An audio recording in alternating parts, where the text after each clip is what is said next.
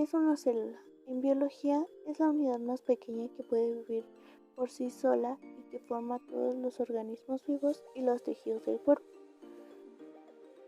Las tres principales partes de la célula son la membrana celular, el núcleo y el citoplasma. La membrana celular rodea la célula y controla las sustancias que entran y salen. Dentro de la célula está el núcleo, que contiene el nucleolo, la mayoría del ADN celular, y es donde se elabora la mayor parte del ARN. El citoplasma es la porción fluida del interior de la célula que contiene otros elementos diminutos con funciones específicas, como el aparato de Golgi, las mitocondrias y el retículo endometriático. La mayoría de las reacciones químicas y las proteínas se producen en el citoplasma. El cuerpo humano tiene más de 30 billones de células. ¿Cómo la célula obtiene energía? Uno de los aspectos más alucinantes de la naturaleza es que hay mecanismos de actuación que encontramos en toda ella. En su momento decidió que era la manera más eficiente de hacer algo y lo difundió por todos los rincones. Uno de estos mecanismos es la manera de realizar intercambio energético dentro de la célula para hacer todo aquello que debe ocurrir y que necesita energía. Cuando nos alimentamos, lo hacemos para que las células de nuestro organismo tengan energía suficiente para realizar sus funciones. La oxidación de la glucosa. En la reacción que se produce de manera espontánea en la naturaleza, una molécula libera energía cuando se oxida, o sea, cuando pierde un electrón. Es decir, ocurre que de manera espontánea los electrones de una molécula van de niveles de energía mayor a niveles de energía menor, como si se dejaran caer. Para entendernos, en la oxidación de la glucosa, los enlaces carbono-carbono, carbono-hidrógeno y oxígeno-oxígeno se intercambian por carbono-oxígeno e hidrógeno-oxígeno. A medida que los átomos de oxígeno atraen y acaparan electrones, esto hecho libera energía, que es lo que se va almacenando en las moléculas ATP. Los sistemas vivos son expertos en conversiones energéticas. Se organizan para atrapar la energía que se libera en estas reacciones espontáneas, de modo que no se disipe al azar, sino que pueda usarse para hacer el trabajo de la célula. Aproximadamente el 40% de la energía libre desprendida por la oxidación de la glucosa se conserva en la última etapa de la formación del ATP.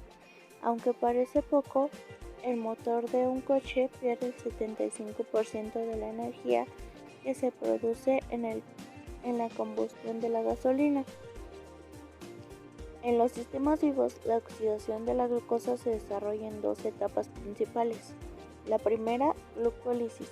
Esta etapa se desarrolla en el citoplasma de la célula. En ella, la molécula de glucosa, que es componente mayoritario de los azúcares, se divide en dos. En la segunda, la respiración.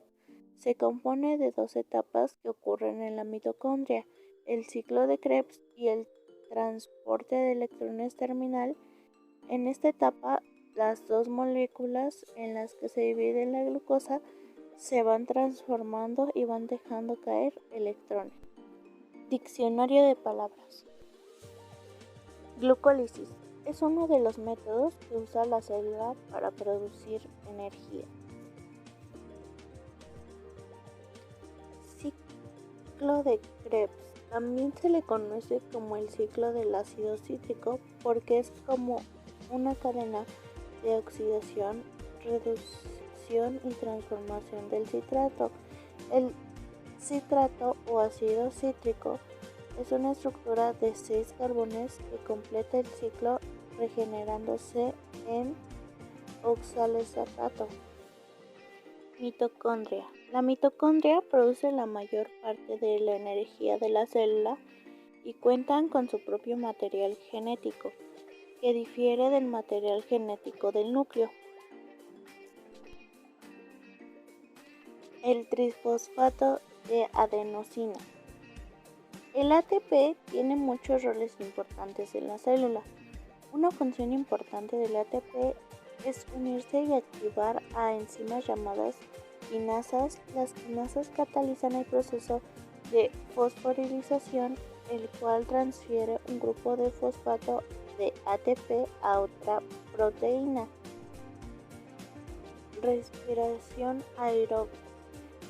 Es un proceso químico en el que el oxígeno se usa para producir energía a partir de los carbohidratos, azúcares. También se llama metabolismo aeróbico, metabolismo oxidativo y respiración celular. Respiración anaeróbica.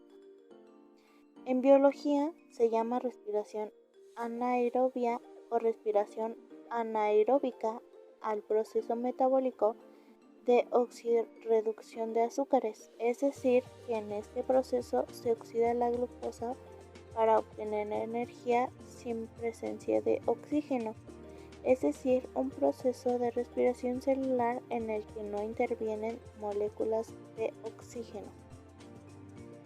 La energía.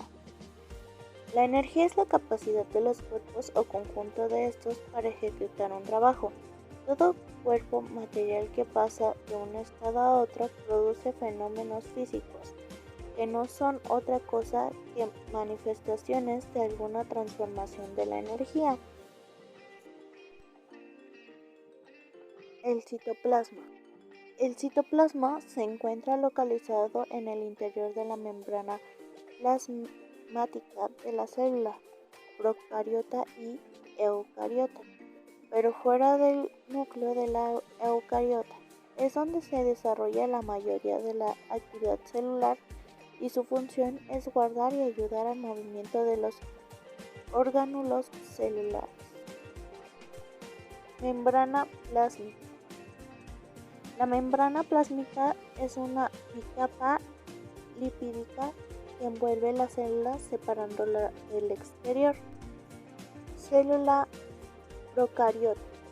Las células procariotas son aquellas que no tienen núcleo diferenciado, de manera que su ADN se encuentra localizado en el citoplasma, pero no encerrado en una cubierta membranosa como ocurre en las células eucariotas. Además contiene membrana celular, pared celular, citoplasma y ribosomas. Prácticamente todas las células procariotas son organismos unicelulares. Células eucariotas. Las células eucariotas son aquellas cuyo material hereditario ADN se encuentra envuelto por una membrana. La envoltura nuclear que forma un núcleo celular se caracterizan también por presentar citoplasma en el que se encuentran los distintos orgánulos y el núcleo. Se distingue de las procariotas ya que estas no poseen núcleo definido.